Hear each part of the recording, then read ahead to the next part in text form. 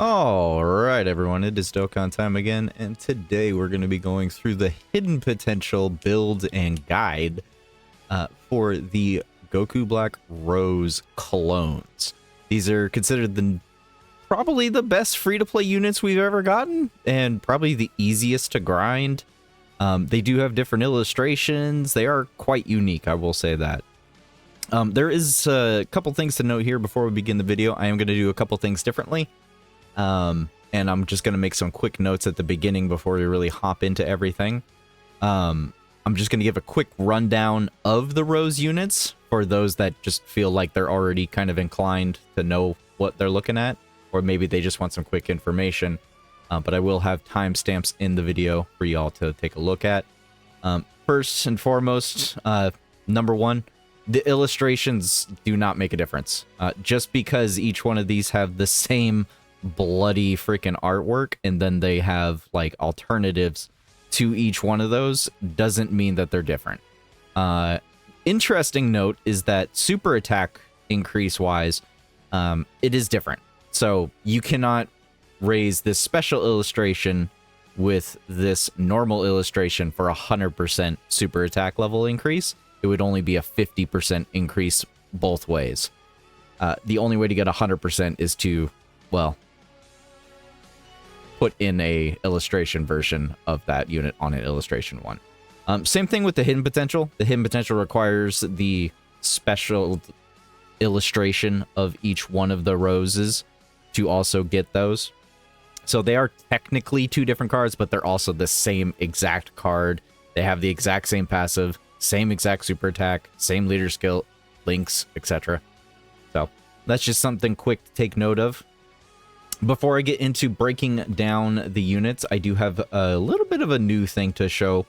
Just real quick, like, I do want to just take the opportunity to actually show off each one of these clones, what they're good for, how good are they, which one is best to worst, quick leader options, and a couple other little notes and details. First of all, as far as my personal ranking for each one of these units from best to worst, which ones you can be technically using in actual content. So when I rank these from best to worst, I'm doing it based on the hardest difficult content that we could potentially go into. So the lower they get onto this means the more of a liability they are to the team if you chose not to run a full team. This right here is more of an order of if you chose to run them without a full clone team, which I think a lot of people are going to want to do. The Agl Rose is the best one overall because he has the highest dodge chance, and he has off-rotational support. So that makes him just the easiest one to just kind of throw onto a team. 70% dodge rate. If you're running a full clone team, he's got 90% dodge. So with that in mind, he is just easily one of the ones that you can just throw on there, dodge, support, and then just kind of leave him be. The second best would definitely be the physical Rose. This is probably the actual best one out of all of them, only because he does have the ability to tank the hardest hitting fights in the game. Example being, he can tank STR and Agl Jiren at maximum damage for double digits. It is very possible for him to be tanking 6 million supers. On a full Rose clone team, or really heavily supported on a team with a couple Rose clones at the very least, he can definitely have enough damage reduction in there. The third best is just going to be this intelligence one because he has Scouter and he has healing potential and off-rotational support, and he just does a lot for the team overall. When you get to 4 and 5, both of these units are kind of selfish. The number 4 STR one is just there for damage, and number 5 here is very situational. You have to be able to lower the enemy's HP down to a certain threshold to see his full passive. You have to be able to lower the enemy's attack and defense, stun or seal them. And that's not always possible in all forms of content. So in terms of usability, this guy ends up being the last one Not to mention he doesn't excel in anything like all of his other clone partners. Every one of these other ones actually excel in certain areas and have different abilities, whereas number 5 does a good amount of damage, I will say, but he still lacks in he's kind of a jack of all trades. And jack of all trades just don't always work. Now, as far as the best units here, the best way you should be running them is Agl just goes into slot 1 or slot 2, full dodge kind of unit, just dodge tank, off rotational support.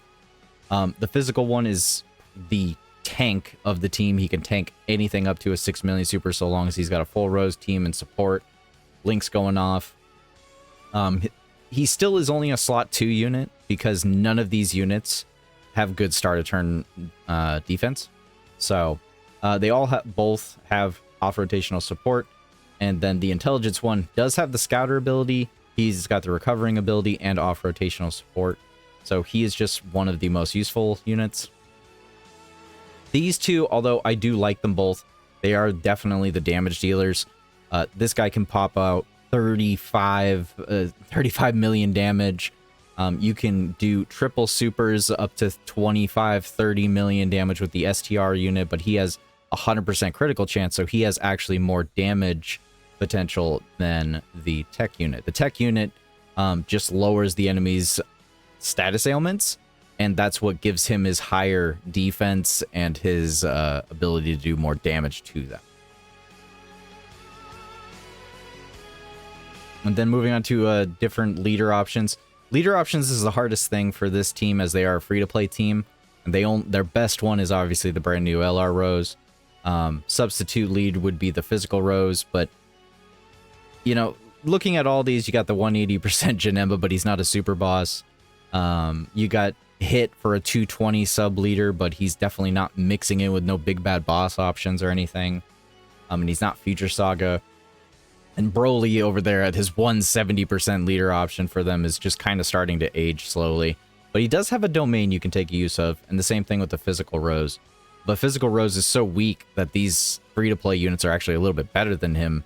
And then these free-to-play options are just straight up not good leaders because they're just such low percentages for them. But they are there, which would be the EZA LR Goku Black, and then the LR, whatever the heck his name is, Annalisa. And Annalisa? I cannot remember his name. He's a terrible battlefield unit. That's all that matters. So, and then last but not least, I wanted to just show off the quickest way to grind this event. It is for the Transcendent Embodiment of Fury special event. To grind each and every single one of them, you have to go down the correct path. The far left path is AGL, then the second, and then from left to right is AGL, Teq, Intelligence, STR, and then Physical. To get to Phase 4, you have to collect 20 key spheres of the enemy type on Phase 3 in order to actually go to Phase 4 on each of the fights. So if you're in the AGL phase, you need to collect 20 AGL key spheres specifically on Phase 3 to get to Phase 4.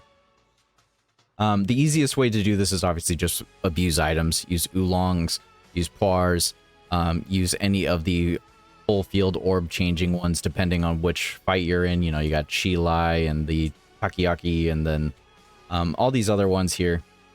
And then as far as best units to be rocking, you really should just use AoE units so that you can just burst through because there's 3, 4, 5 units to fight every single one of those rotations. So it's just easier. I've found Grade A Vegeta to be the easiest one to rock. Easiest to get key. And he just blows them away. Krillin would probably be the next best bet if you want a free-to-play option. These guys aren't necessarily pushovers. Like, you can't take in, like, the second form Frieza AoE free-to-play unit because he's not going to do any damage to them. So they're not pushovers necessarily in this stage, but they're not hard either. So you can't just throw a random unit that's off lead or something. But anyways, with all of that out of the way, I just wanted to touch up on a couple quick, easy things to really run down with all of these units before we got into the actual breakdown and build suggestions of all of these units. I apologize, it took a while to get through all that. So, now, where do we begin here? Let's go ahead and just start with the AGL one. By the way, if you're new here, when we go through hidden potential build, we start off with a breakdown of the unit. We go through the defense calculations, and then we go through any attack calculations if we can find them, and then we go into the build suggestions, and then finally ending it off with role tips. I will go through each one of these characters' breakdowns first, and then the defense numbers for all of them at once, it's gonna be a little bit lengthy. So starting off with AGL rows here, as far as 200% options go, it's going to be the same for all of these, so I'm going to just do this leader point only one time. The best options that you're really going to have is really just the new LR STR rows, that's Carnival. Next backup options pretty much just hit and physical rows. Physical rows is not good anymore. His domain does not save him. You could use him for a fun run, of course. Very much a fun run, but unfortunately, he's just not usable anymore. I really wish he was, because this is like the perfect unit. Like, I almost feel like they made these clones specifically for this unit, but they just chose not to. This unit was really obscure and weird to be getting thrown into the game when it did, so I wouldn't be surprised if they had an idea of what to do with him and these Rose clones, and then all of a sudden they dialed back on it. So, the next best option would be, actually, that's pretty much it. Yeah, that's pretty much it. There's not very many options here to go through. So, just hope that you have the new LR rows. Maybe use hit if you got them, physical rows. Just know that you'll have to probably baby whatever the leader is if it's not LR Rose himself. I do think if you did go ahead and rock, like, say, Janemba on a 180% or Broly for 170% leader, I think that would be okay enough to just kind of float them off and let the team do their work. But anyways, leader skill for this unit is all types, key +3 HP, attack and defense 50%. His super attack is greatly raising attack for 1 turn, and there's a 50% chance of the super attack transforming. So this is a very obscure line for the super attack, but basically it just changes the animation. As far as I can tell, the damage isn't that much better, or it's just not that much higher. It's either the exact same and it's just a slightly different animation, or it does do a small extra amount of damage. If there is a small extra amount of damage, I do not have any actual recording of it doing more specifically. But if somebody else finds a source, please do comment that below. As far as his passive goes for AGL, as the second or third attacker in a turn, at the start of the turn, by the way, changes key spheres from STR to AGL. And then per future Saga category ally on the team, attack and defense of 40% up to 200%. Chance of evading enemy's attack is 10% up to 50. So that means you need 5 future Saga category allies on the team. That does include himself, I do believe. I could be wrong on that. Per future Saga category ally whose name includes clone on the team, defense plus 30% up to 150. So that would be a 3, 6, 9, 12, 15. That's 5. So my assumption is that this does count himself as the 40%. So if you did only bring this Rose clone specifically on a team, he would still get that 10% right there. So just keep that in mind. Now where was I? Yes, future Saga allies whose names include clone in the name, which would give him an extra 4% dodge chance up to 20%, which would mean you would need 5 of the clones, obviously. And then he gets that defense buff of 30% up to 150.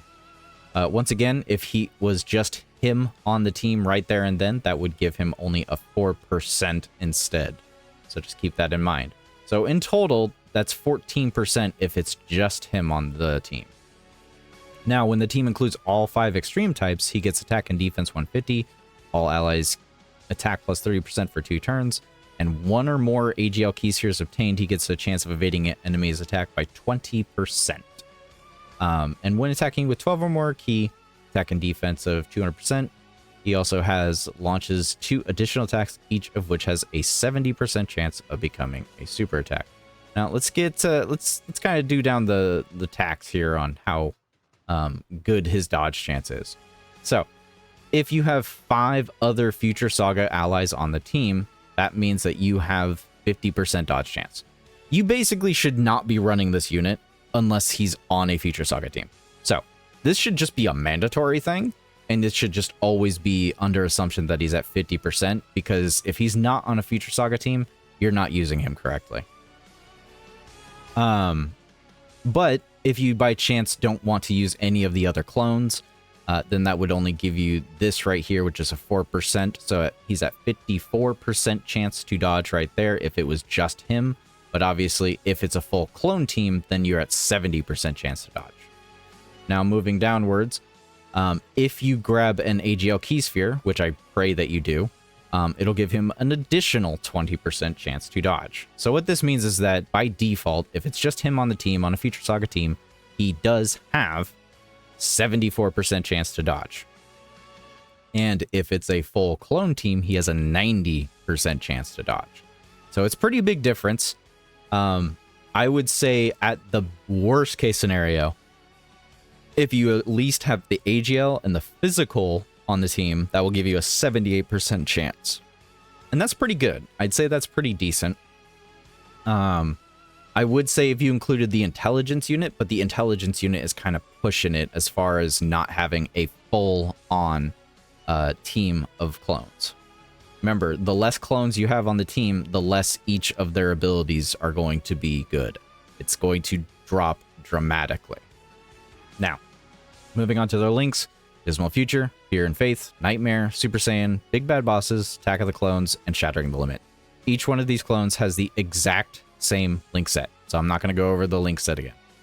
Categories: Realm of Gods, Future Saga, Time Travelers, Inhuman Deeds, Corroded Body and Mind, Accelerated Battle, Worldwide Chaos, Power Beyond Super Saiyan, Power of Wishes, Super Bosses, and Successors. And as far as their best link partners, well, yeah, you guessed it.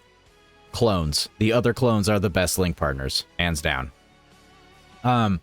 If they're not a clone, then the upcoming Super EZA for the AGL Rose right here will be a nice partner in general to throw into the team. And then, of course, other Rose units shall be decent partners. Just keep in mind that your links are going down. Even the brand new Rose is only having 4 actual links. But the most important link, of course, is going to be Big Bad Bosses, and that's the primary one people should be worrying about. Because each of these free-to-play units is a Big Bad Boss unit, I highly suggest that you actually link level these units, or at the very least use your keys and orbs to get this up to maximum level 10 to get that attack and defense of 25%. It's going to be very common for this team to be always at 100% HP. So if you don't have level 10 links, you could be hurting yourself aggressively. Now, with that all being said, for AGL Rose, we're going to go ahead and move on to what I believe is the next best unit on the team, which will be the physical unit. The physical Rose is built just a little bit differently. His super attack is raising attack and massively raises defense for 1 turn. No, he does not stack. I know it looks like it, but he doesn't. He just massively raises defense. Now remember, massively raised defense is a freaking 100%. That's insane.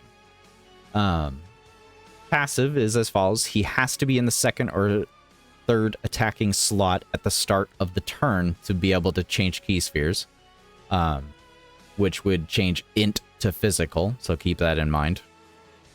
Per Future Saga category ally on the team, attack and defense 40% up to 200, damage reduction rate 6 to 30%. So you got to have 6, 12, 18 words, 24, and then 30. So you do need 5 Future Saga allies on the team to get that maximum damage reduction.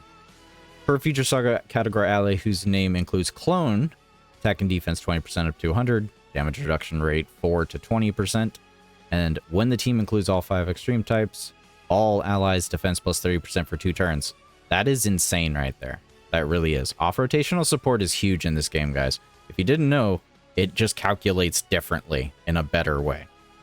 Attack and defense 150. And if you collect a physical key sphere, and pray that you do, he'll get guard. When attacking with 12 or more key, he gets attack and defense 200%, and he has attacks effective against all types. So, with all of this being thrown into here, let's say that you only had the Agl Rosen himself. What that means is that you would still have the full damage reduction of 30% here, because you're going to rock a full feature team, of course. I don't know why you wouldn't.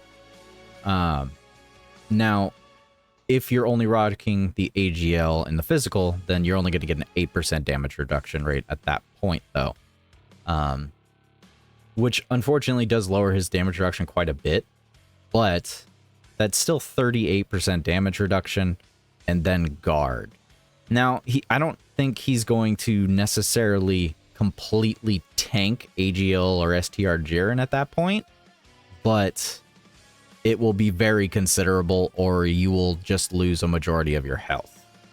But with 50% damage reduction and guard, this dude is easily the best tank in this team, and honestly tanks better than a majority of units in the game right now, which is actually quite terrifying.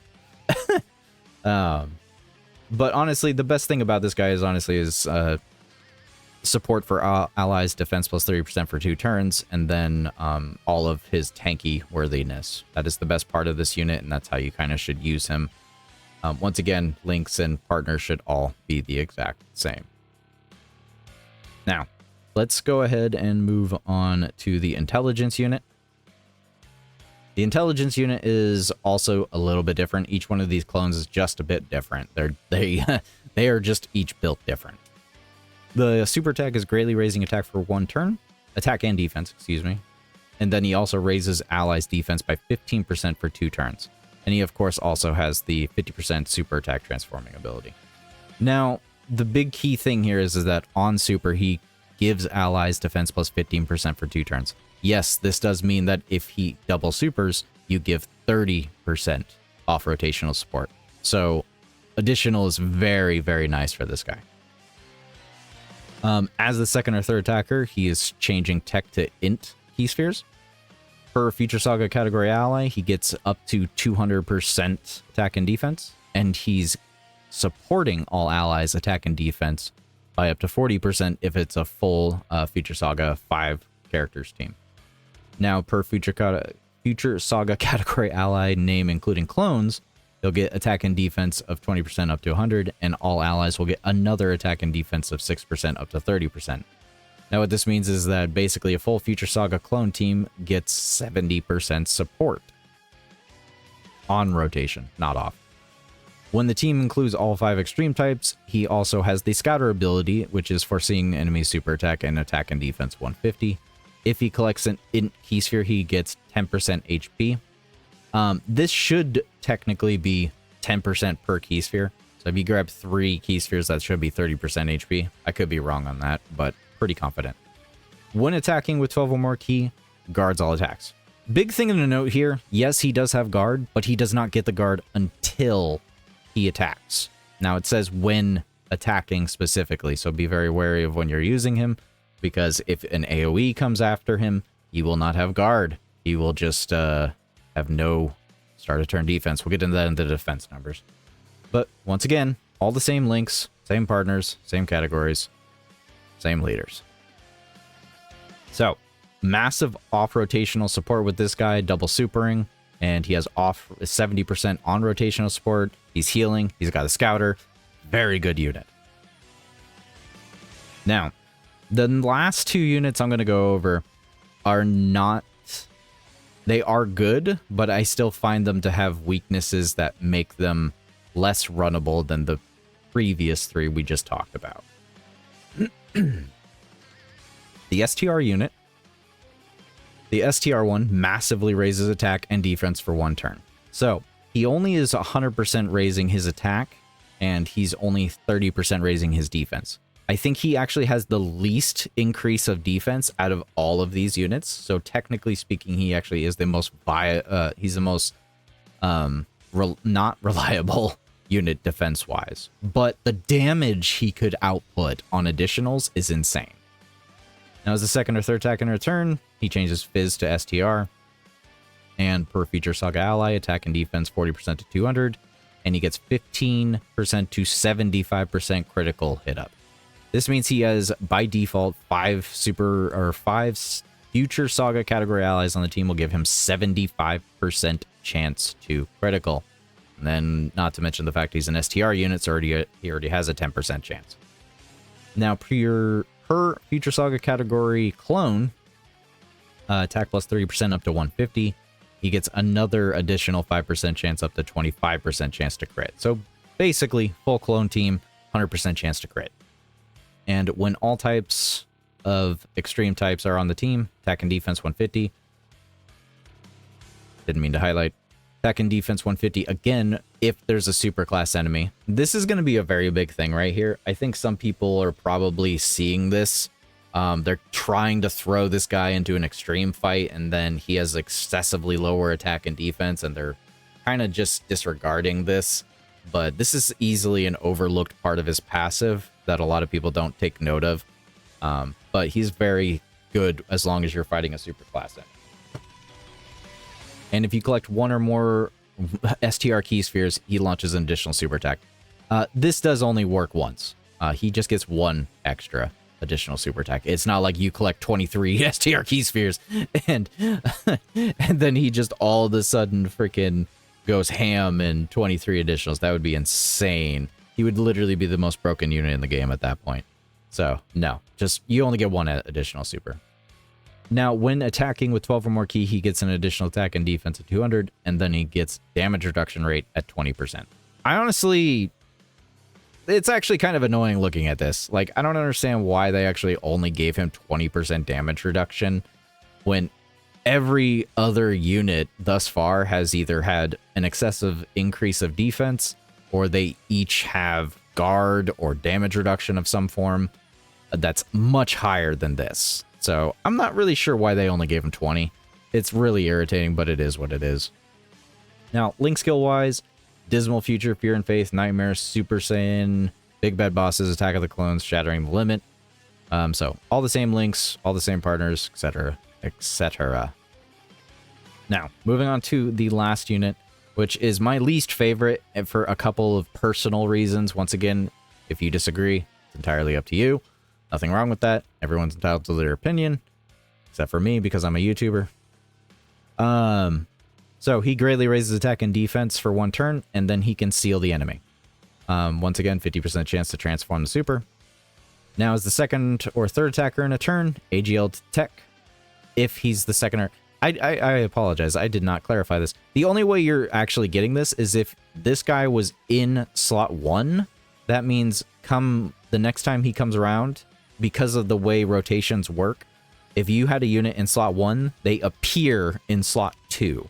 So, if you had this unit in slot 2, what will happen is he will appear in slot 3, and that's what will trigger this.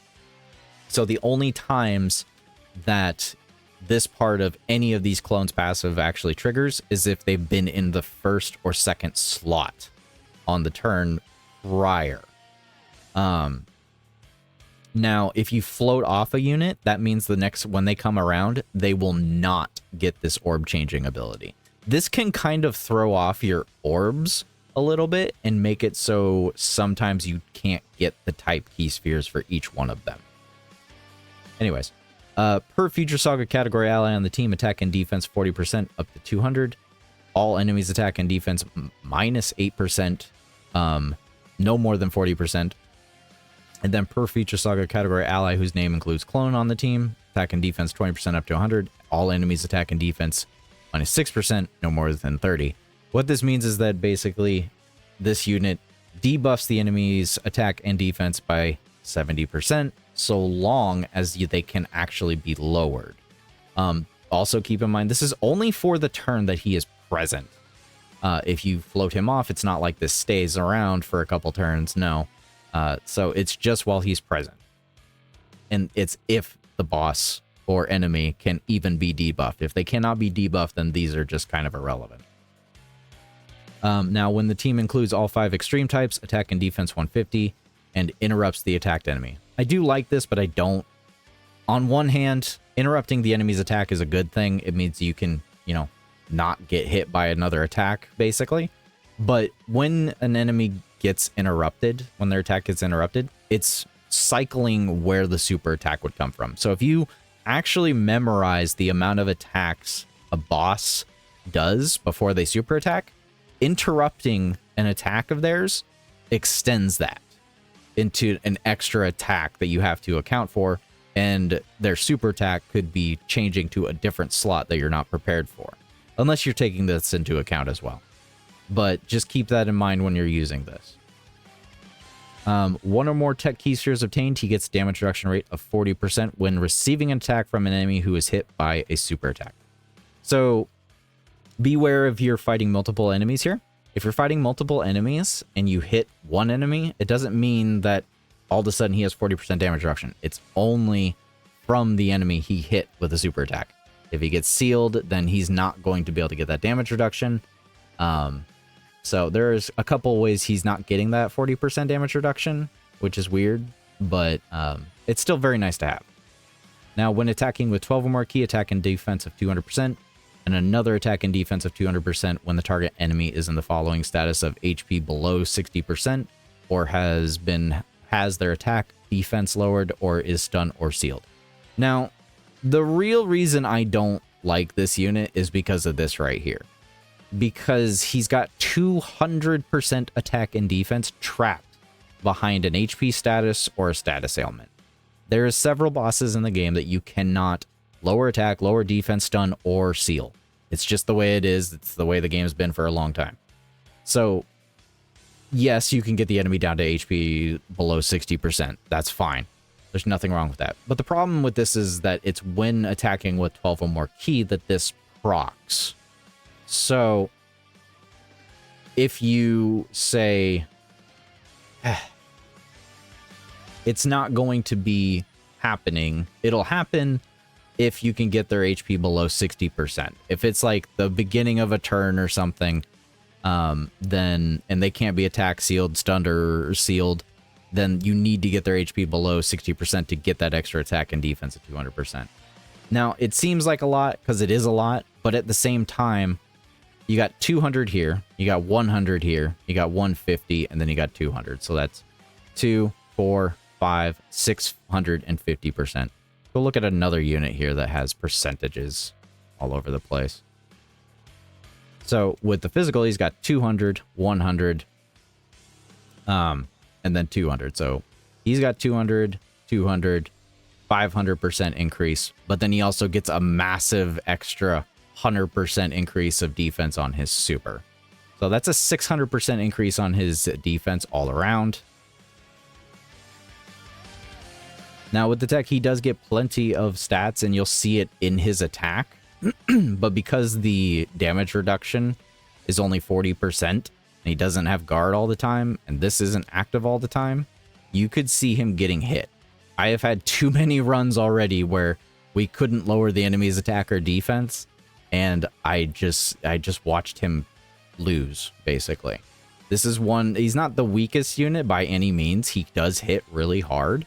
It's just I've found him to be the most finicky of all of these clones, whereas the STR one would be the next weakest one, of course, if not the weakest of them all. Actually, the STR one is the weakest one of them all, straight up. But I'm just yapping to myself. Let's go ahead and go take a look at the defense numbers. All right, getting into the defense numbers. Compliments to Halvard for going through all these. Quick note of all of this. These are not including the equipment orbs that you can acquire in this event. So when you're looking at these defense numbers, just be aware that the equipment could actually give a considerable amount of extra defense. I probably shouldn't say considerable. I should probably say decent amount of defense. These are free-to-play units. They do have low stats, so their kind of starting stats are dependent on these orbs. So the higher the stats, the better the orbs will do. So these are low stat free-to-play units, so the equipment will help, but it's not going to be game-changing per se. We'll just start with the physical one since it's first up on the list here. And this is going to be a running track thing here, where you're going to notice the start of turn defense is low. Every single one of these clones has absurdly low start of turn defense.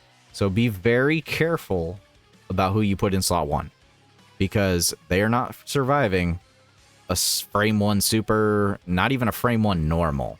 Most of these guys cannot stay in slot 1. In fact, the only one that can is the AGL Rose, and that's because he has such an absurd level of dodge that you should be safe.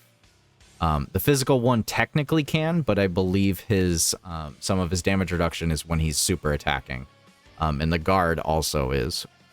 So just be very wary about where you place some of these units. Now, anyways, this is going to be the default for each one of these. I'm just going to scroll down every time. The only thing I'm not personally going to take into consideration with the defense numbers is this double Goku Black active skill. This is very misleading. Now, this is not misleading in terms of what he was trying to accomplish. This is the max, quote-unquote, amount that you can do without equipment. But this is unrealistic because Goku Black's active skill is temporary. It is a 4-turn buff only. In realistic terms, it's 2 appearances for each of the units within that active time frame. So, no, this is not realistic. No, this is not reliable. And it's unlikely that you'll be able to take use of this. So, for all other occasional points aside from when you decide to pop the actives, this is going to be it right here. Your post super of 1.5 million to 2.8 if they magically double super, and that's it. So, by default, I would presume to be around the 1.5 million defense range on all of these units. Now, keep in mind, the physical unit has 50% damage reduction in guard. So 1.5 million defense goes a really far way. To put into blatant standards, grade 8 Vegeta only has around 2 million defense at start of turn. So, he's fine. This is definitely fine. Safest unit possible. 1.5 million defense is perfectly fine. Realistically, with all the support on the team, equipment, you're probably looking at 2 million on just one super.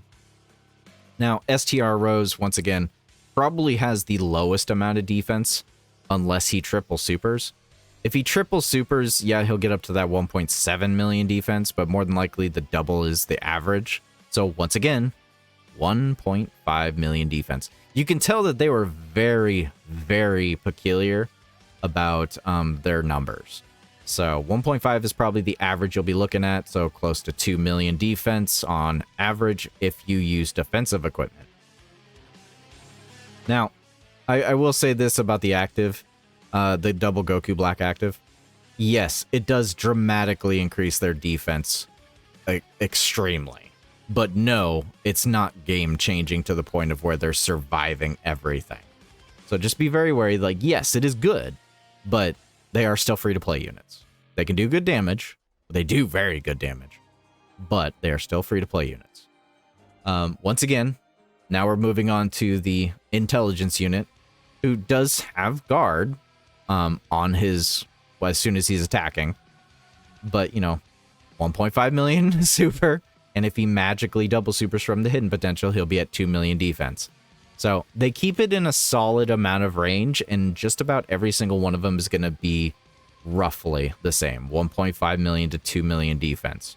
You can probably gather that with equipment, post super, probably roughly 1.7 to 2 million, and double super, probably 2.0 to 2.2 to 2.5. Once again, double Goku Black active, looks really nice, can get up to 3 million, that's nice. Moving on to the Teq one, once again, 1.5 million super if he double supers. This is the part I was kind of trying to say right here, is where there's a big difference on the Teq unit.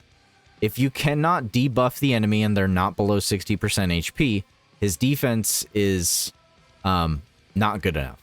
You got 2 million defense if they are able to be debuffed, but if they're not debuffed or below 60%, then you only got 1.1 million. And if you have a high enough hidden potential in additional and he does proc a super, then yeah, he'll get up to 1.5. But this is what I was trying to say is like, he has to debuff the enemy. If Teq Rose is not debuffing the enemy, you need to protect him. This is just, you just got to be very wary of him.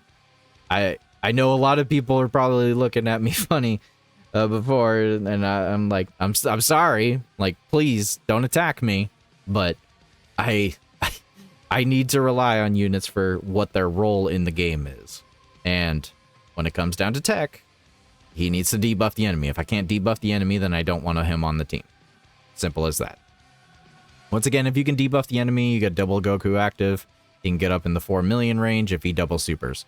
Double super is not guaranteed.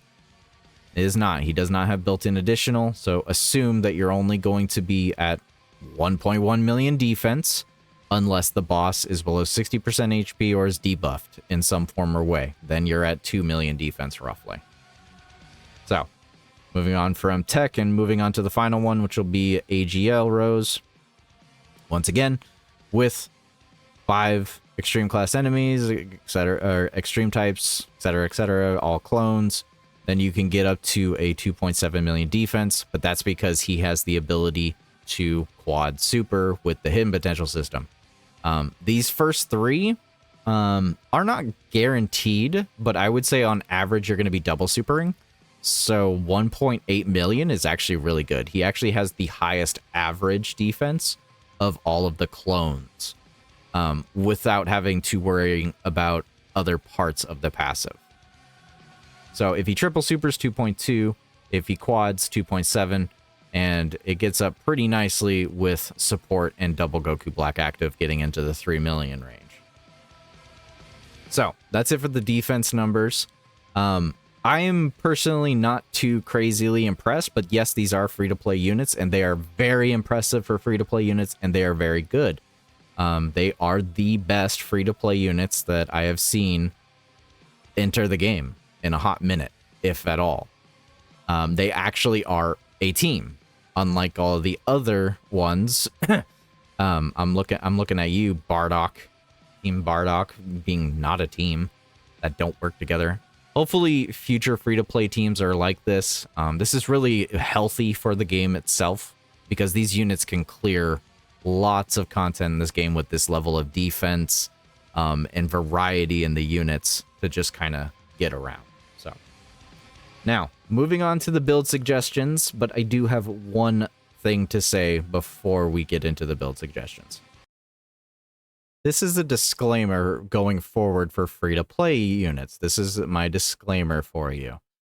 For free-to-play units, please know that dodge is valid for all free-to-play units. If you don't like a built unit and how they're built because they're free-to-play and that they probably cannot go into all forms of content, dodge is completely valid. It is entirely your choice. This is a one-player game. We are just trying to give suggestions. It is a free-to-play unit, so just keep that in mind as well. When I make these builds, I'm basing their builds around what they are good at, what they can be used for, and sometimes these build suggestions are going to be aimed at areas of content that you might not necessarily want to take them in, but that's what they're made for. It is only a suggestion. That is all it is. It's just a suggestion at the end of the day. If you don't like it, go ahead and comment below what you chose to do, but just be chill about it. These are free-to-play units, after all. If you're a pro, cool. Not everyone is. There's no reason to say, oh, it should be built full dodge. Oh, it should be built this way. No, that's not always the case. Everyone has different suggestions. Everyone has different tips. Everyone plays the game differently. So, if you don't like the builds for these free-to-play units, please go ahead, comment below what you chose, or just have a good day and a good night. Now moving on to the builds. Alright, I hope that disclaimer was good enough for you, because we're going to move on to the build suggestions for each one of these units. And yeah, please do let me know what you think. In a nice and formal manner, not in a crazy, angry manner. Whoa, that's not supposed to happen. There we go. Alright. Super Saiyan 2 broke everything. Now, moving on, so AGL's build is going to be seeming like the only time I use this. So, yes, I will tell you, bro has freaking 90% dodge, so long as you're on a full team of clones. And that is perfectly fine. I understand that. I do. Also keep in mind, I have the worst dodge luck in all of history, and yes, 10% will probably still get me killed. Because freaking Agl Gogeta's dodge chance at 80% chance still gets me killed. But anyways, I am aware that he does have 90% dodge chance. If you are perfectly fine only running this unit on a full clone team, then yes, 90% is perfectly fine. But if you do want to try and utilize this unit onto a team that is not full of clones, then I would highly suggest going into a full dodge, almost a full dodge route, being level 20. So if you can get up to level 20 with equipment, all right, so you should definitely go with a level 6 gold equip that has a defense orb, a level 5 dodge equip that has a defense orb, and then a level 9 defense orb. This is a huge increase to the defense numbers here. You should get a huge amount. You should be into the 5 million plus range on the defense stats and your hidden potential. That extra 2,000 does go a very long way. But at the end of the day, even though he is doing 2 extra additional attacks plus his standard and whatever the hidden potential can proc out, it is still only a 70% chance.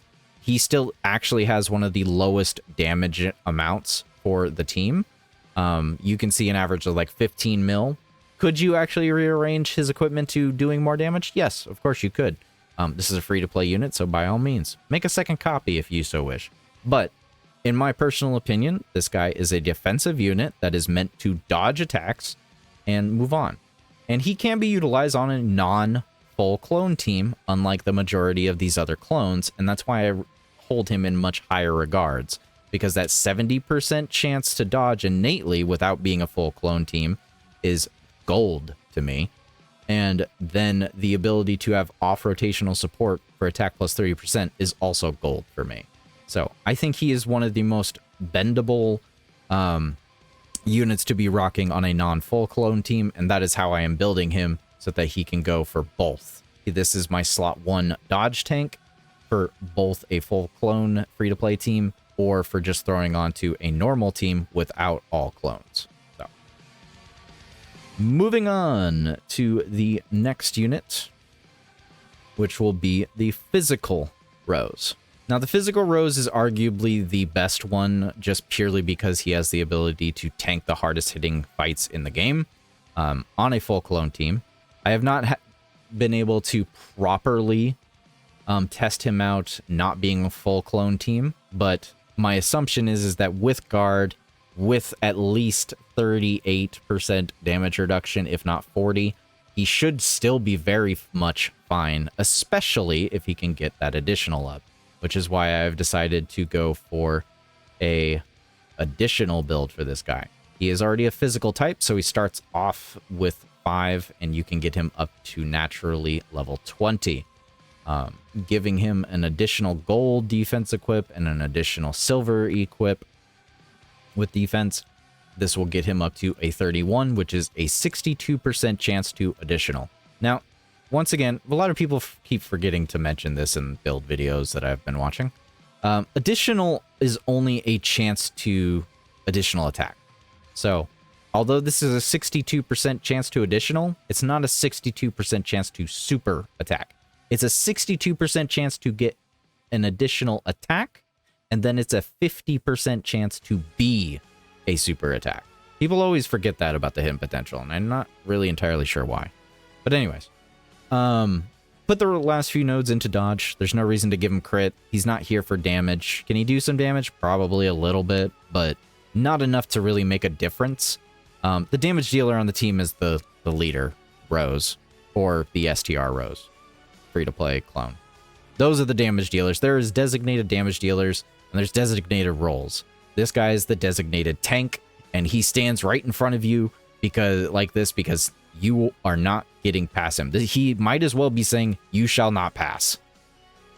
But yeah, The other thing here is that all of these builds are probably going to be rocking just about the same equipment. No matter what, I'm going to always suggest defense orbs, except for one of these units, and then additional or dodge. So,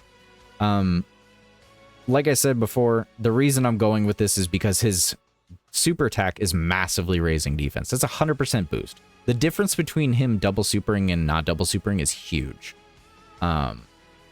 And the fact that he still has guard, and then he still has up to 34, 38, maybe 42% damage reduction if you can get 3 clones on a team, makes him just super, super good. He's very good. So long as he has big bad bosses active, I think you should be pretty clear and pretty reliable for most fights in the game. So I think actually AGL and Physical is a very good rotational team to actually be, or rotation to be rocking on teams that you're not going full clones on. But anyways, let's go ahead and move on to the intelligence unit. So the intelligence unit, I'm also suggesting a full additional and putting the rest into dodge build. Now, normally I probably would have said maybe a little bit more into dodge, but the fact of the matter remains is that on his super attack, he is increasing allies' defense by 15%. So if he double supers, that's a 30% increase off rotational support. That is huge. That is big. Not to mention the fact that keeping him on rotation is huge. So getting the extra defense on super would help immensely. But you can always protect this guy. That's the safest thing about this intelligence unit, is that he already has, for season, he already has Scouter. So he knows that he's not going to get super attacked. But in case the damage does get too high, or you can't stop him from being super attacked, then this does help on getting an additional super, and then getting that guard in there. So definitely helps out quite a bit. But his overall usefulness as a unit comes from his super attack primarily, and then his Scouter. Those are his 2 biggest key points, and 11 dodge or 20 dodge or 30 dodge is not going to change the fact. You gain more benefit from that additional super than you do from him dodging 1 attack, unless it was literally a game-ending super. So, but you have Scouter, so you should be able to avoid that. There's no reason to pump dodge into this guy when you have the ability to Scouter and save his bacon bits. Now, moving on to the next build, which will be the STR unit. Now, the STR Rose is potentially one of the weakest ones here, so this is the only time I will have suggested that you do not necessarily give him all defense orbs. This guy is a damage dealer, so for the bronze specifically, I suggest the level 9 attack orb. It doesn't do an insane amount of increase, but it definitely does when this guy's actually getting additionals off. If this guy's actually getting additionals off, 100% increase on attack on every super, and he's already got built-in additional. Throw in an additional again for a triple super. That's 3 massively raised attacks, auto crits. Yeah, the attack is going far. So I don't see any reason not to do this with him. He's already kind of defensively not as good as the rest. Might as well make it so that he can take the enemy down before they take him down, in my personal opinion. But regardless of that, I still do suggest that gold and silver equips be additional defense orbs. Try to get the level 6 gold for him if you potentially can. Now, we're going to move on to the last one, which is, it seems to be everybody's.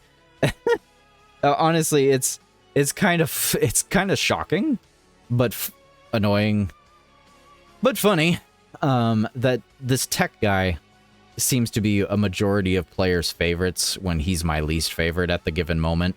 I do still suggest a decent build from him. He is a very good damage. He has a very good damage ceiling.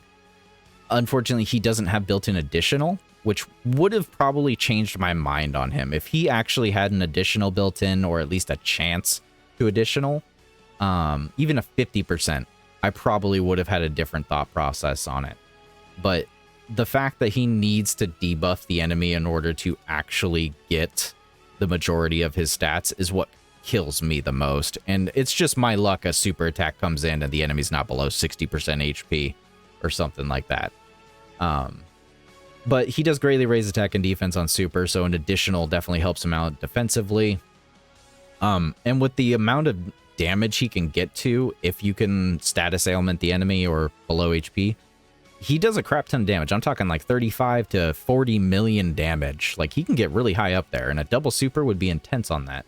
But the hardest thing to do is to get him to crit. So I do suggest investing a little bit of crit into him. Go level 11 naturally, and then use a gold crit at level 6 with the defense orb. That'll put him up to 17, which should give you a 34% chance to critical. It's not the highest amount, but at the end of the day, I do feel like this guy is mostly just here to status ailment the enemy. And if you can't status ailment the enemy, then I don't know what the heck you're using him for. Hopefully, if you do actually do fight an enemy, you can grab a Teq Key Sphere. And I'm not going to kid you. I'm not going to kid you at all. I had literally 5 runs in a row where I needed a Teq Key Sphere to get this damage reduction. And he didn't freaking get it. So, I could be biased in my hatred towards him at the moment. But my point is, get the Teq Key Sphere, get that in there. Put a little bit of crit into him. Put a little dodge into him. He's the most kind of all-arounder unit that I can see on this team. He just wants to do damage. He wants to tank. He wants to support. He wants to do everything. So, I think that is actually it for the builds specifically. So from here on, we're going to go ahead into the role tips. Now, the role tips is going to be kind of generalized for every single one of them. It's not going to vary too much. It's going to be just about the same. And by that, I mean, they're all going to have the same leaders. They're all going to have the same partners. And the only difference will be my slot position changing and my role tip for them and what their role essentially is. Now, obviously, every single one of these fools is a free-to-play unit. Now, Agl Rose, I believe, is a defensive unit. That is his role on the team, and that's what I use him for, and that's what my build suggestion is for. So, as a tank, he needs to be able to dodge tank at least in slot 1. If not in slot 1, then slot 2 is perfectly fine. It just depends on the type of team you're using. If you're running a double LR Rose, this dude's occupying slot 1 every time, but the fact that this guy has the ability to have 90% dodge on a full clone team, that makes it so he can go into slot 1 if you by chance wanted to exchange into Zamasu with the LR Rose and get a little bit of variety of situations with him. So I do like this guy. I like that he can go into slot 1 as a dodge tank, and that is my suggestion for usage with him. Let's see here. Let's move on to the next one, which will be the physical Rose again. So physical Rose, once again, I do believe is primarily a defensive unit. He is the tank, the quote-unquote tank of the game, of the team, excuse me. He is a free-to-play unit, same leaders, same partners. Best slot position, I would say, is just straight up 2. As we saw with Halvard's defense numbers over here, started turn defense is very low. We're talking 250, 380, 400 at best, maybe 500k at best. And I'm sorry to say that that's just way too low. Like, yes, he does have the damage reduction going for him. Yes, he does have guard. That is perfectly fine. But I'm still going to tell you 500k is nothing. If it was something, then the Super Saiyan 3 STR Vegeta would still have been viable for the entirety of the time that he's existed in the game. Yeah. Anyways, defense does matter regardless of how much guard or damage reduction you have. So, slot 2 is my suggestion for him. If there's no attacks coming in slot 1, then by all means throw him into slot 1. As long as he's not going to be susceptible to a frame 1 super, or stupidly high normals, then you should be fine. Anything above a 1 million normal, I'd say you're going to be in pain. Otherwise, the 50% damage reduction in guard should save you for that in slot 1. So if you can be situationally aware of where you're at on the team, the fight you're on, then slot 1 can definitely happen.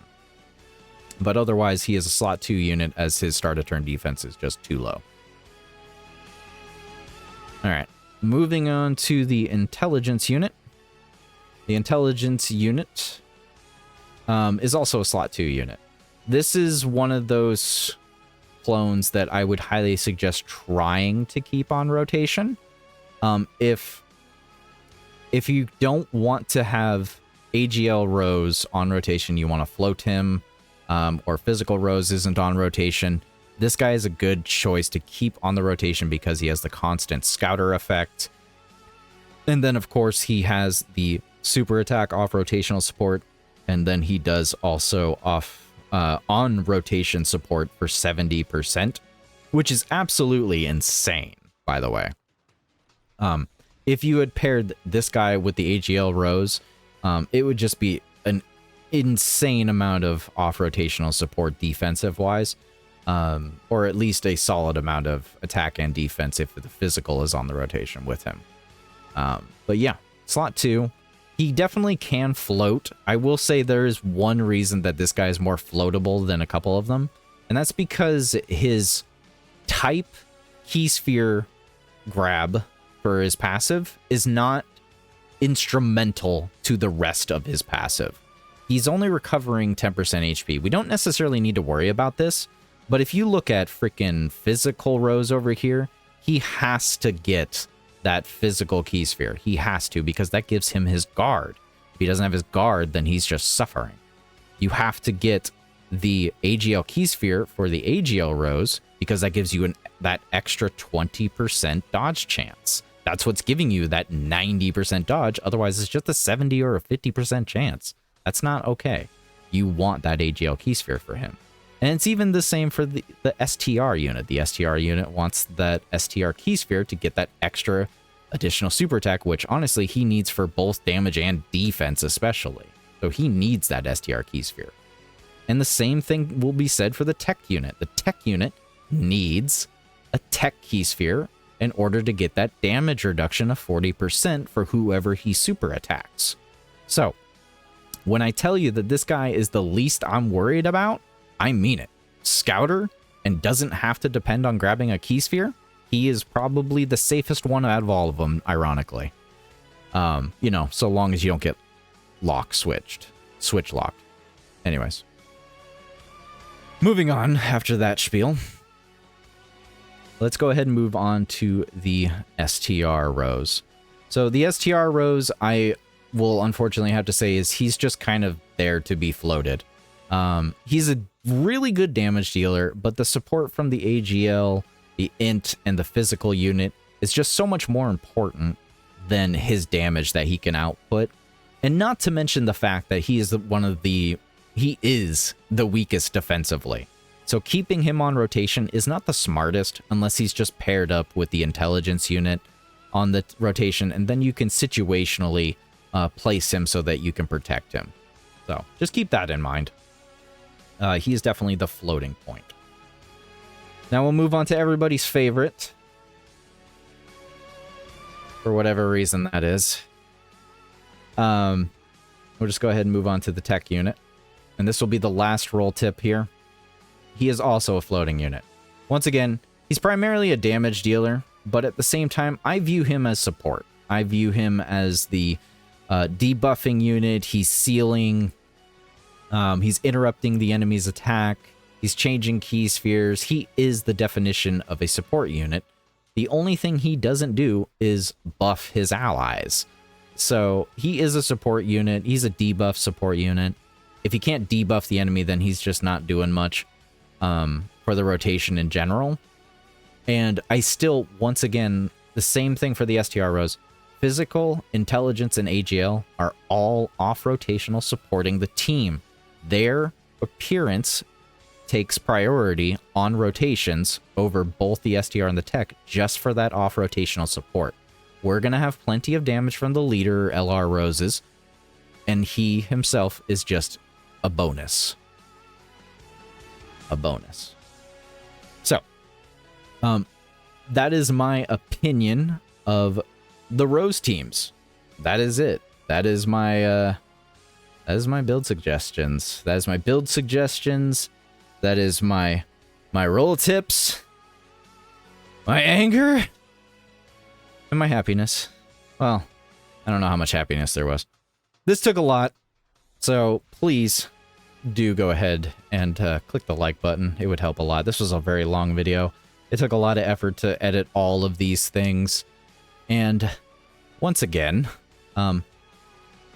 these are free-to-play units. It is only a suggestion. If you're a pro, that's cool. Not everyone is. Dodge is valid. And yeah. Anyways, let me know what suggestions of builds that you have for these units. What did you choose? And are you running any of these units on a non-full clone team? I'm actually really curious if anyone's been able to do that specifically. But anyways, guys, thank you for watching. I hope you all have a good day and a good night.